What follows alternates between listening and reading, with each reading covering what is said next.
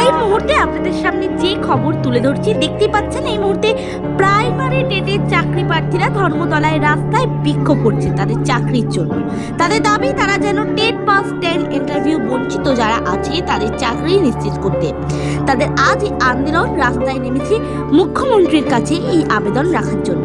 চলুন আমরা শুনে নেব ইন্টারভিউ বঞ্চিত মহিলারা সাংবাদিককে কি বললেন, একবার শুনে নেব। মানবিক মুখ্যমন্ত্রী মহামাটি মানুষের সরকার, তিনি মানুষের এত কিছু করছেন, আমাদের সিটটা আপডেট করে আমাদের সকল টেট পাস 10 ইন্টারভিউ বঞ্চিত যারা আছে তাদের চাকরিটা সুনিশ্চিত করুক, এটাই আমাদের মুখ্য দাবি আজকে।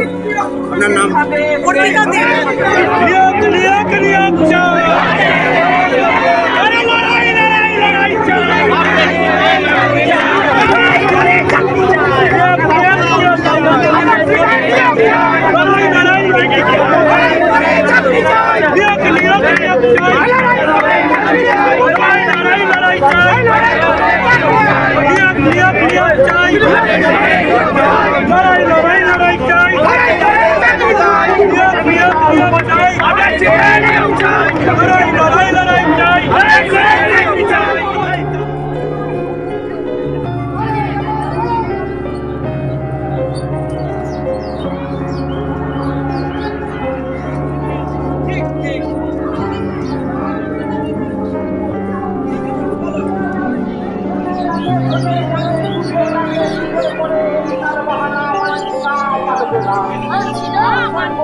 আমার প্রাইমারিতে গেজেট মেনে সমস্ত সিট আপডেট করে তবে আবার প্রাইমারিতে নিয়োগ হবে, না হলে নিয়োগ হচ্ছে না, হবে না, হচ্ছে না, হবে না। আমরা ইন্টারভিউ বঞ্চিত, আমাদের ইন্টারভিউ নিতে হবে।